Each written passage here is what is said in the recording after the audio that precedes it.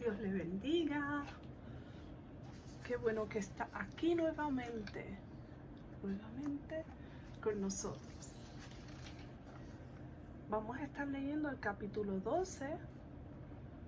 Jesús es Señor del descanso y hace el bien. Resumen breve del capítulo 12. Los fariseos critican a Jesús por sanar en sábado, pero Jesús les enseña que hacer el bien siempre es correcto. También sana a un hombre con la mano seca y a otro que estaba ciego y mudo. Muchos se maravillan, pero otros lo critican. Oremos. Señor, te damos gracias por esta oportunidad, por este día, Señor, donde hemos separado un tiempo para escuchar tu palabra, Señor. Nosotros sabemos que eso te agrada a ti, que tú quieres que hagamos eso, que meditemos en tu palabra, Señor. Y eso es lo que estamos haciendo en esta hora. Muchas veces se nos hace difícil porque hay tantas cosas en el mundo que nos está llamando nuestra atención. Películas, salidas, Netflix, un sinnúmero de cosas que nos llaman la atención. Y qué chévere, qué bueno hacerlo, pero también ayúdanos a tener la fuerza de decir, ok, por lo menos una hora, déjame dedicársela al Señor. Y qué bueno que lo estamos haciendo en esta hora, Padre. Queremos escuchar tu palabra, que tú nos hables, Señor. Necesitamos que tú nos llenes el tanque espiritual con tu palabra. Estamos aquí, queremos escucharte. Háblanos, dirígenos, Señor. Motívanos, ilumina nuestro ser, Señor. Te lo pedimos en el nombre de Jesús y danos paz, ayúdanos a descansar en esta hora. Tú dices en tu palabra que tu palabra nos da paz, que tú nos das descanso. Eso es lo que necesitamos en esta hora, Padre. En el nombre de Jesús hemos orado. En el capítulo 12 vamos a estar viendo que los discípulos recolectan grano en el día de reposo. Vamos a estar viendo Jesús le sana la mano a un hombre en el día de reposo. Una gran multitud sigue a Jesús. Los líderes religiosos dicen que Jesús recibe su poder de Satanás.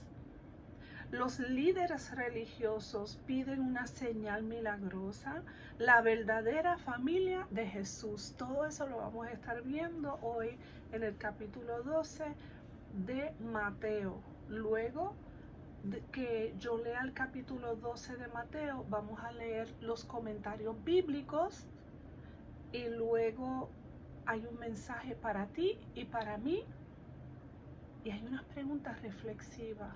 Y luego terminamos el capítulo 12 con una oración en el nombre poderoso de Cristo Jesús. Comenzamos. Mateo 12. Los discípulos recolectan grano en el día de reposo.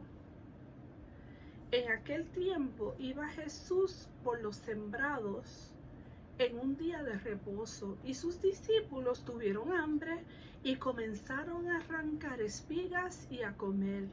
Viéndolo, los fariseos le dijeron: He aquí tus discípulos hacen lo que no es lícito hacer en el día de reposo. Pero él les dijo: ¿No habéis leído lo que hizo David cuando él y los que con él estaban tuvieron hambre?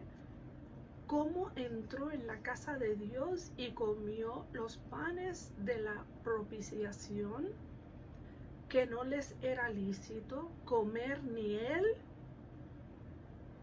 ni a él, ni a los que con él estaban, sino solamente a los sacerdotes?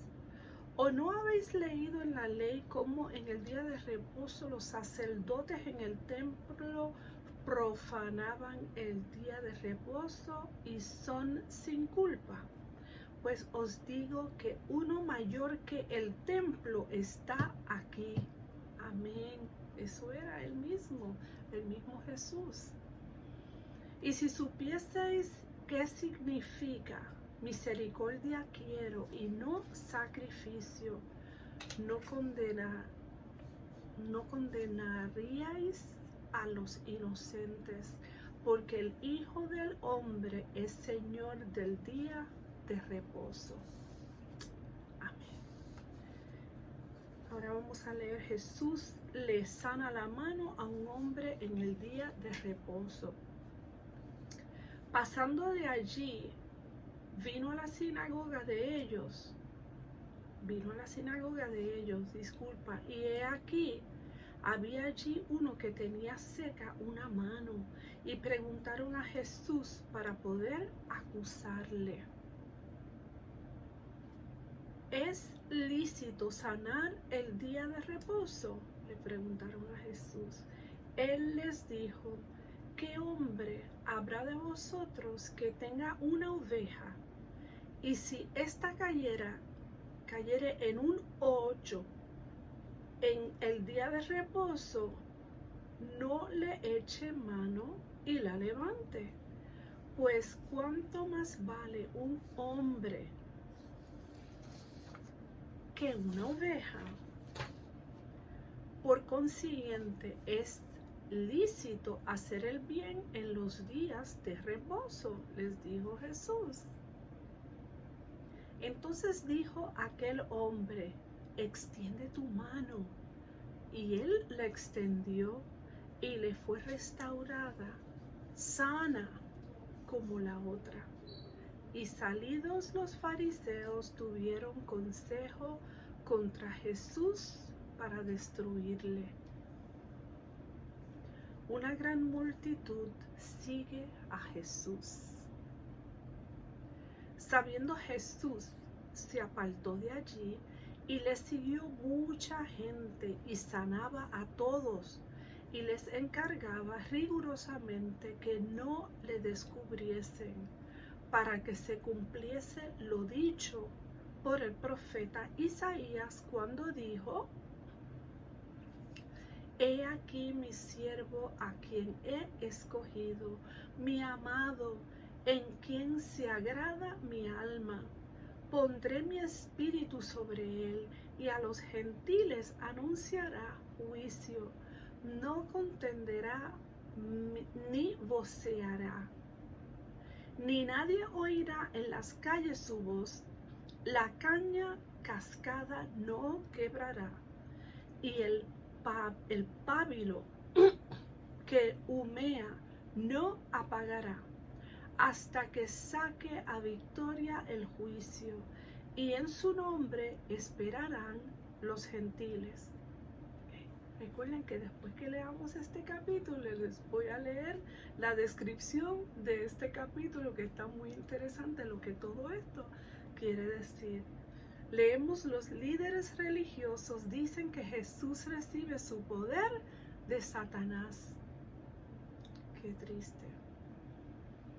Entonces fue traído a él un endemoniado ciego y mudo, y le sanó de tal manera que el ciego y mudo veía y hablaba.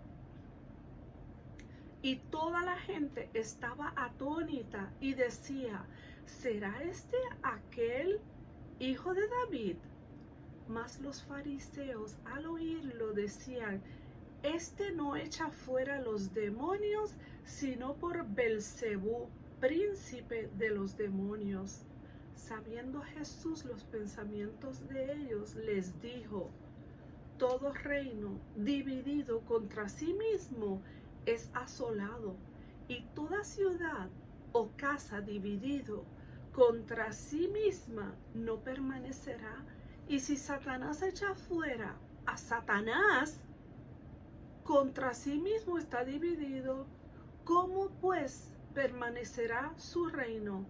Y si yo echo fuera los demonios por Belcebú, ¿por quién los echan vuestros hijos? Por tanto, ellos serán vuestros jueces. Pero si yo por el Espíritu de Dios hecho fuera los demonios, ciertamente ha llegado a vosotros el reino de Dios. Amén. ¿Cómo puede alguno entrar en la casa del hombre fuerte y saquear sus bienes si primero no le ata? Entonces podrá saquear su casa. El que no es conmigo, contra mí es, y el que conmigo no recoge, desparrama. Por tanto os digo, todo pecado y blasfemia será perdonado a los hombres, mas la blasfemia contra el Espíritu no les será perdonada. A cualquiera que dijere alguna palabra contra el Hijo del Hombre, le será perdonado, pero al que hable contra el Espíritu Santo, no le será perdonado, ni en este siglo, ni en el venidero. O haced el árbol bueno y su fruto bueno, o haced el árbol malo y su fruto malo, porque por el fruto se conoce el árbol. Generación de víboras, ¿cómo podéis hablar lo bueno siendo malos? Porque de la abundancia del corazón habla la boca. El hombre bueno del buen tesoro del corazón saca buenas cosas, y el hombre malo del mal tesoro saca malas cosas.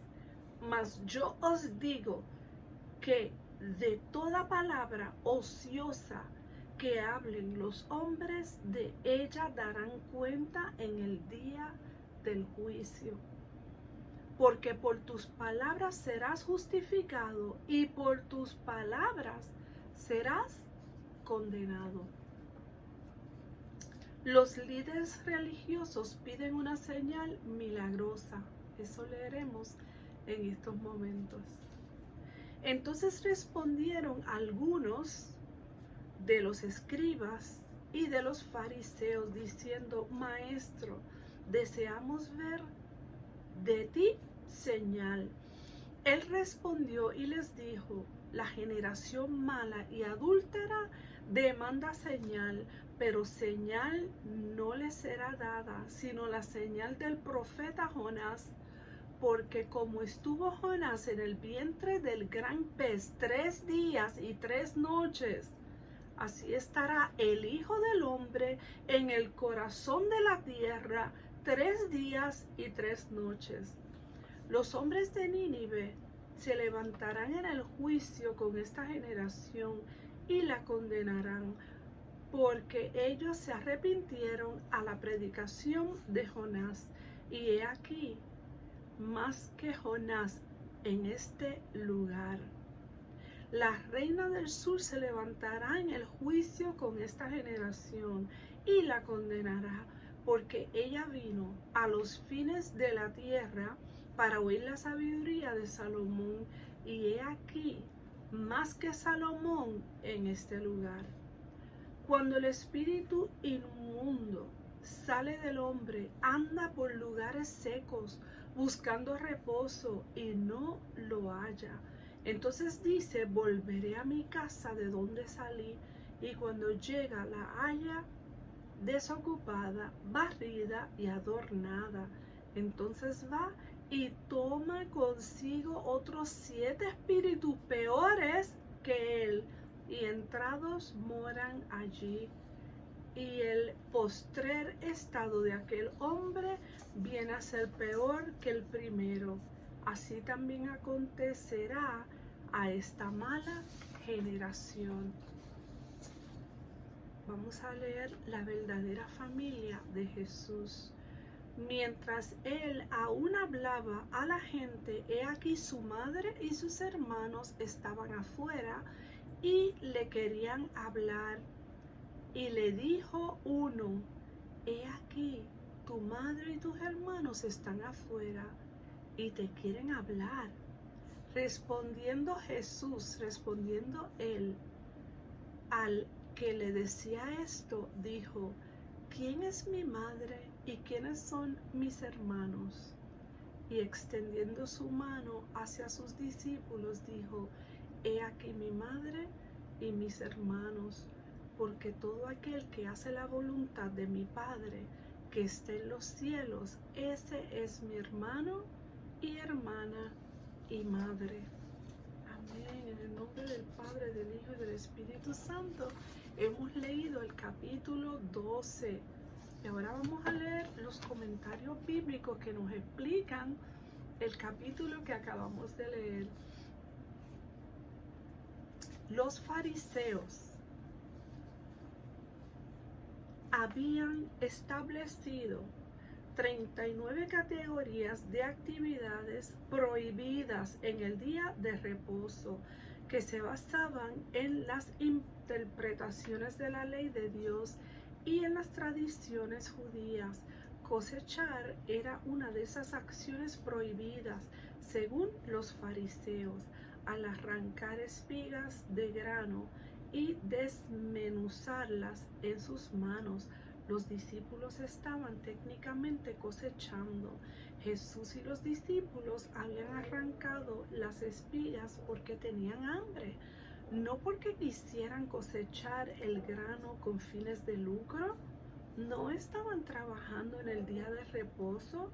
Sin embargo, los fariseos no pudieron y no quisieron ver más allá del tecnicismo de su ley. No le daban lugar a la compasión y estaban decididos a acusar a Jesús de haber cometido una ofensa. Esta historia se encuentra en 1 Samuel 21, del 1 al 6. El pan de la propiciación era reemplazado cada semana y los sacerdotes comían los panes viejos.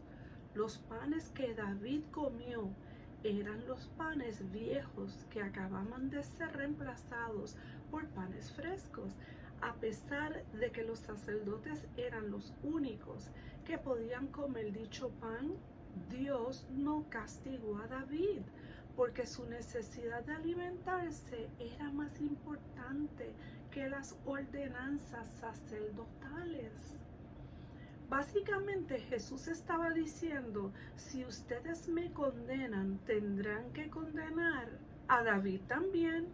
Los líderes religiosos no podían hacer esto sin provocar un gran alboroto entre la gente. Jesús no estaba aprobando desobediencia a las leyes de Dios, sino que estaba enfatizando el uso del discernimiento y la compasión al cumplir las leyes. Los 10 mandamientos exigen que se mantenga santo el día del reposo. Eso está en Éxodo 28 al 11. Cuando los fariseos interpretaron este mandato, delinearon una larga lista de actividades prohibidas durante el día de reposo para obligar a la gente a descansar.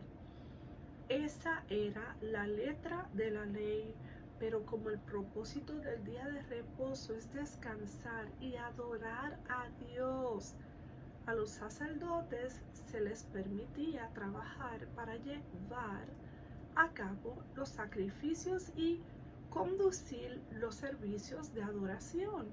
Ese trabajo del día de reposo servía y adoraba a Dios.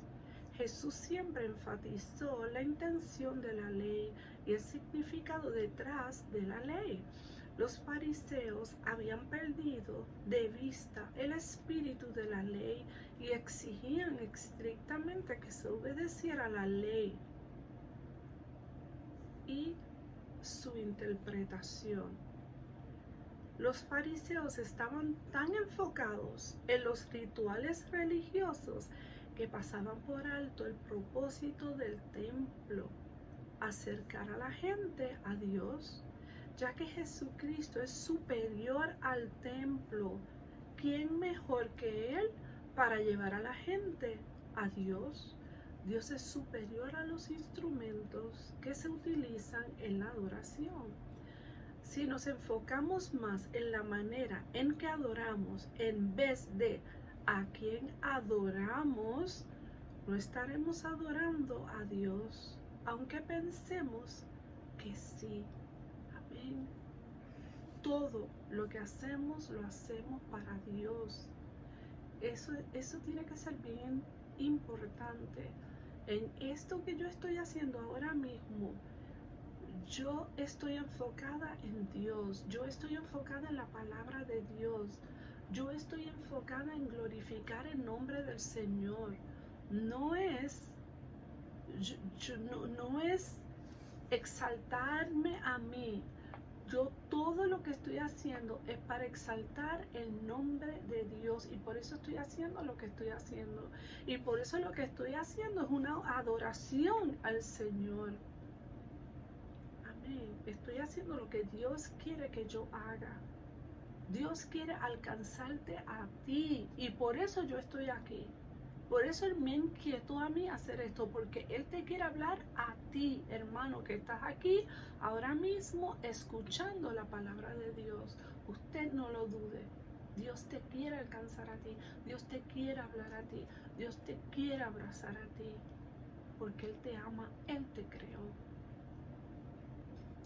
Jesús les repitió a los fariseos palabras que el pueblo judío había oído múltiples veces a lo largo de su historia. La actitud de nuestro corazón hacia Dios es lo principal. Solo entonces podremos obedecer y poner en práctica correctamente las ordenanzas y los rituales religiosos. Cuando Jesús dijo que era Señor del día de reposo, afirmó ser más importante que la ley y estar por encima de ella. Para los fariseos esto era una herejía. No se daban cuenta de que Jesús, el divino Hijo de Dios, había creado el día de reposo. El Creador es siempre superior a su creación. Por esta razón, Jesús tenía la autoridad de anular sus tradiciones y ordenanzas, señalando al hombre con la mano deforme. Los fariseos intentaron tenderle una trampa a Jesús, preguntándole si era permitido sanar en el día de reposo. Las reglas del día de reposo indicaban que se permitía ayudar a las personas durante ese día solamente en caso de que su vida corriera peligro. Jesús sanó varias veces en el día de reposo y ninguna ocasión podría calificarse como emergencia.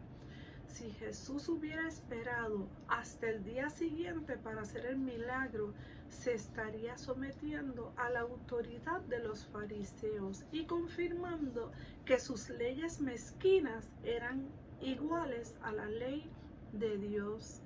Si sanaba al hombre en el día de reposo y violaba las reglas de los fariseos, estos dirían que su poder no procedía de Dios.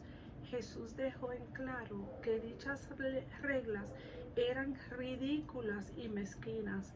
Dios se preocupa por las personas, no por las leyes. El tiempo más apropiado para ayudar a alguien es cuando esta persona necesita ayuda. Amén. Los fariseos ponían sus leyes por encima de la necesidad humana.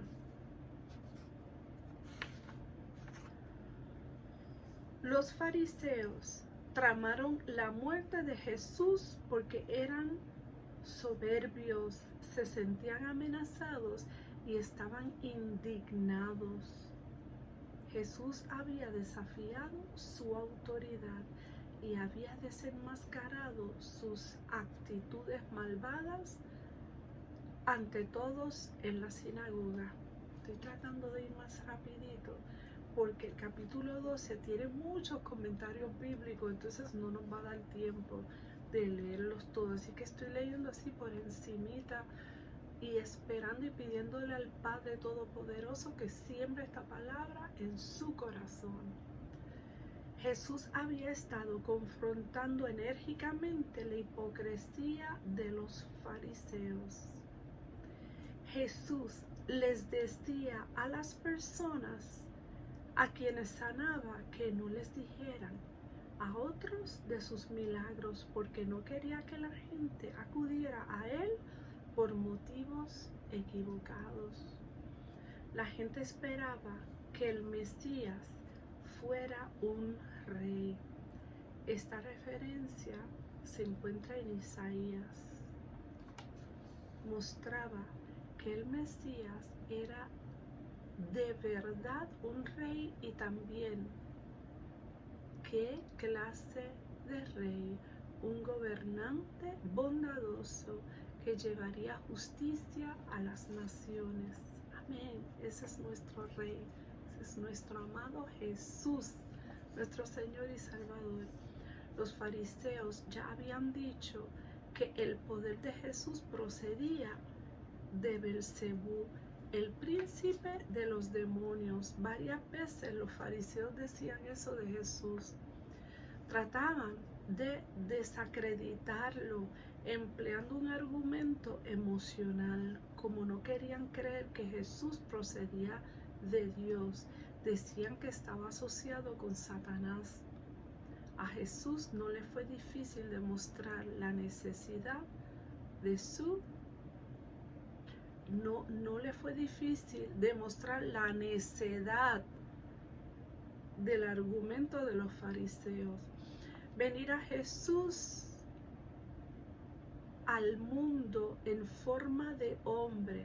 Al venir Jesús al mundo en forma de hombre, se despojó del uso completo e ilimitado de sus capacidades sobrenaturales, pero aún tenía una profunda percepción de la naturaleza humana. Su discernimiento frustró las malas intenciones de los líderes religiosos cuando le tendían trampas. Cristo conoce todos nuestros pensamientos. Esto puede servirnos de consuelo porque Él comprende lo que realmente queremos comunicar cuando le hablamos. Al mismo tiempo podría ser inquietante porque no podemos esconder nada de Él y se da cuenta de toda intención egoísta. El nacimiento de Jesús trastornó el poder y el control de Satanás. En el desierto Jesús venció las tentaciones de Satanás y en la resurrección derrotó su poderosa arma, la muerte. Al final de la historia, Satanás será encerrado para siempre. Eso está en Apocalipsis. Y ya no habrá maldad en la tierra. Jesús tiene absoluto poder y autoridad sobre Satanás y todas sus fuerzas. Otra vez lo voy a leer. Jesús tiene absoluto poder y autoridad sobre Satanás y todas sus fuerzas. En el nombre de Jesús, eso tenemos que tenerlo claro. Claro, el nombre de Jesús, nombre sobre todo nombre. Jesús, nombre poderoso. Es imposible ser neutral en relación con Cristo. Cualquiera que no lo siga activamente ha decidido rechazarlo. Los fariseos habían blasfemado contra el Espíritu Santo al atribuirle a Satanás el poder mediante el cual Cristo realizaba sus milagros. El pecado imperdonable es negarse a reconocer el poder de Dios en Cristo. Escuchen eso bien. Tal cosa muestra una dureza de corazón intencional e irreversible. Algunas veces los creyentes temen haber cometido accidentalmente este pecado imperdonable, pero solamente los que le han dado la espalda a Dios y rechazado creer en Él son los que deben preocuparse. Jesús dijo que no pueden ser perdonados, no porque su pecado sea peor que otros, sino porque nunca pedirán perdón. Cualquier persona que rechaza la voz del Espíritu Santo se aleja del único que puede llevarla al arrepentimiento y restaurarla a Dios. Jesús nos recuerda que lo que decimos revela lo que hay en nuestro corazón. Los fariseos pedían otra señal milagrosa, pero en realidad no querían conocer a Jesús. Él sabía que ya habían visto suficientes milagros para que se convencieran de que Él era el Mesías.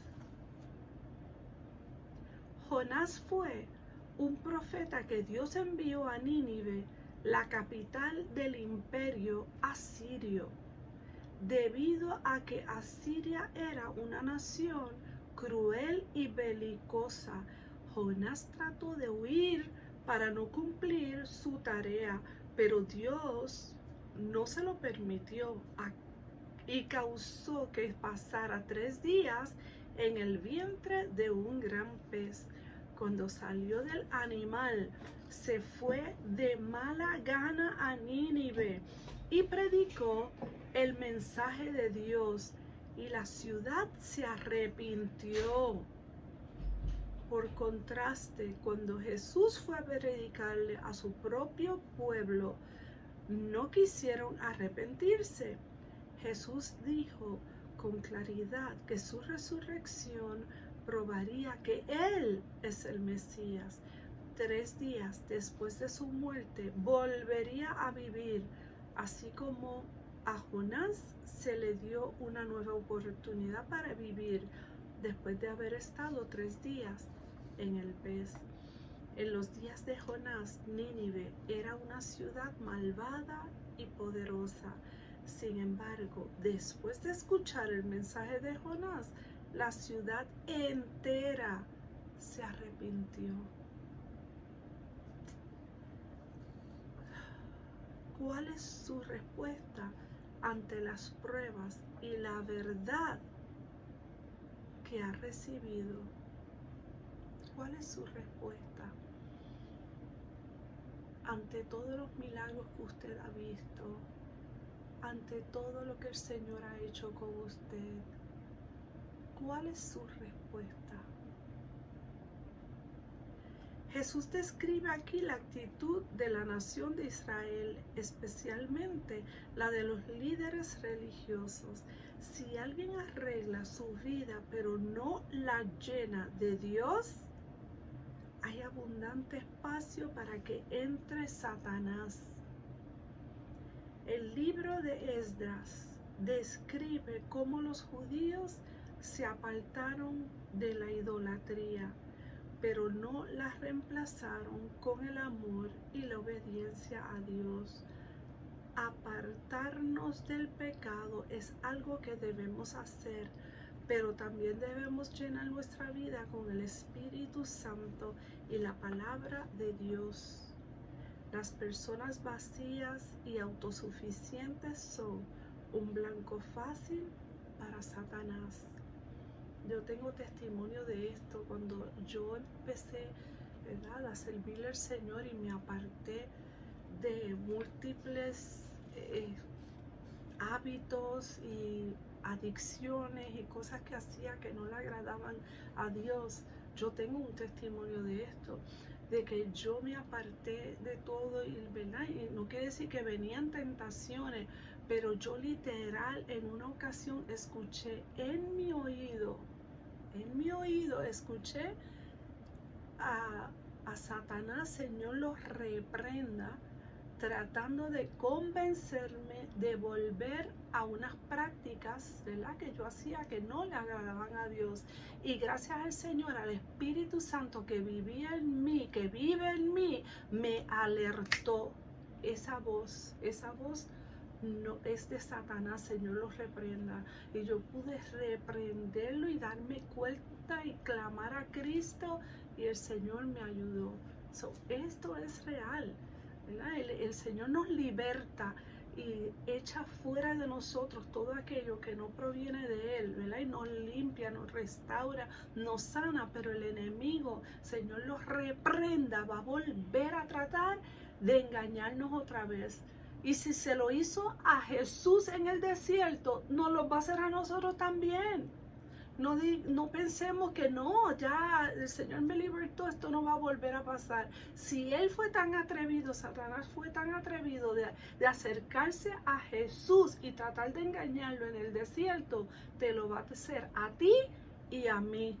Amén. Y el Señor nos va a dar la fuerza para identificarlo y rechazarlo en el nombre de Jesús, reprenderlo en el nombre de Cristo. Amén. Y eso el Señor nos va a dar la fuerza hasta que Cristo venga a buscarnos, manteniéndonos firmes, leyendo su palabra, orando y buscando de Él en todo momento, en el nombre de Jesús. Jesús no estaba negando la responsabilidad de que hay hacia la familia terrenal. Por el contrario, condenaba a los líderes judíos por no obedecer el mandato del Antiguo Testamento de honrar a los padres. Cuando estaba colgando en la cruz, se aseguró de que su madre quedara en buenas manos. Y después de su resurrección, ella y sus hermanos estuvieron con los demás creyentes. Eso está en Hechos. Jesús estaba enseñando que los vínculos de las relaciones espirituales son tan importantes como los de las relaciones biológicas. Estaba preparando el camino para una nueva comunidad de creyentes, la Iglesia Universal, nuestra familia espiritual. Amén. Bien importante que tengamos un lugar donde congregarnos. ¿Okay? Mi mamá y mi papá partieron y están en el cielo, pero en la casa de Dios donde yo me congrego, en la iglesia donde yo me congrego, yo tengo tías, yo tengo hermanas, yo tengo abuelitos, yo tengo amigas, yo tengo un pastor, ¿verdad? Tenemos una familia, una comunidad en la iglesia. Por eso es bien importante, hermano, que usted se congregue. A lo mejor ya se está congregando, amén. Pero si no, busque una iglesia donde congregarse. Aquí en Puerto Rico decimos que hay una iglesia en todas las esquinas. Escoja usted una, ¿verdad? Hay algunas iglesias que son más avivadas en el nombre de Cristo, son más carismáticas, unas más tranquilas, pero busque la iglesia donde le enseñen la palabra de Dios, donde usted puede estudiar la palabra de Dios, y ponga eso en oración.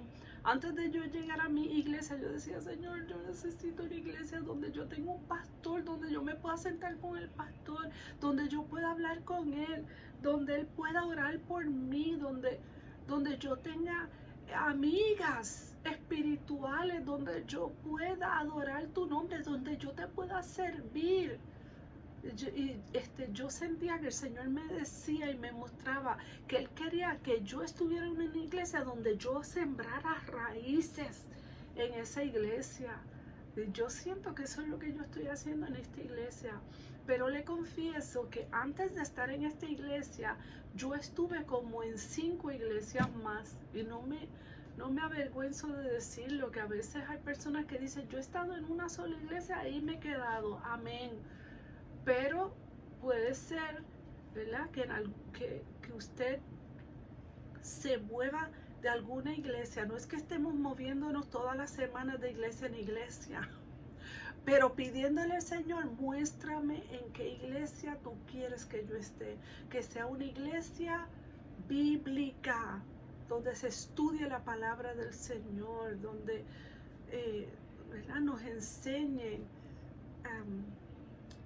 la senda antigua, donde nos enseñen eso que enseñaba Jesús, donde hagan el llamado al arrepentimiento, donde bauticen, donde estudien la Biblia, donde oren, donde ayunen, donde hagan todo eso que nos enseñó Jesús. Amén. Amén. Yo sé que usted lo va a encontrar. Yo sé que usted lo va a encontrar. Eso es lo que Jesús quiere que hagamos hasta que Él venga a buscarnos, porque Él va a venir y Él quiere que estemos preparados. Amén. El Señor te dice a ti y a mí, Jesús no vino a poner reglas pesadas, sino a mostrar amor, a hacer el bien. Nunca tiene un mal momento. Todos los días es un buen momento para hacer el bien. Todo momento es un buen momento para hacer el bien. No solamente los domingos voy a hacer el bien, no. Todos los días es un buen día para hacer el bien. El lugar donde el Señor te ha puesto, en tu trabajo, en tu familia, donde quiera que tú estés, es un buen momento para hacer el bien. Abrirle la puerta a la gente, sonreírle a la gente en un ascensor. Buenos días. No tengamos miedo de sonreír, de saludar a la gente, de abrazar a la gente, de que el Señor nos use a usted y a mí. Pregunta reflexiva. ¿Qué conflicto surge entre Jesús y los fariseos respecto al día de reposo? Número 2. ¿Cómo puedes evitar el legalismo en tu vida espiritual? Número 3.